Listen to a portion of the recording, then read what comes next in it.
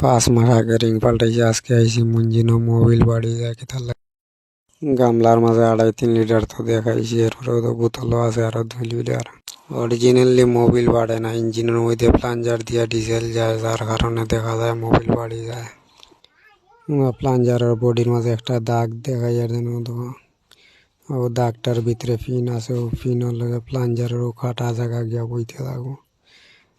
যদি মনে হয় প্লাঞ্জার লাগাইতে ঘুরি যায়, জায়গায় জায়গায় বয় না, তেল মারতো নাই, তেল মারবো আর নাইলে দেখো একবারও মারতো নাই। একটা হইল সমস্যা, লাগাইতে সময় খুব ভালোভাবে খেয়াল করবা, একটা খাটায় খাটায় গিয়া বয় নি, যদি না বয় তে সমস্যা, তেল মারতো নাই। আমরা ঢুকাই দিছি, ঢুকানোর পরে ওদের ডিপি বুয়াইমু, বুয়াই আর এখন তার মোটা সাইড নিচে দিয়ে রইব, আর না হইলে আবার সমস্যা আইব। আমরা মোটা সাইড নিচে দিয়ে দিছি, দিয়া লাগাইমু।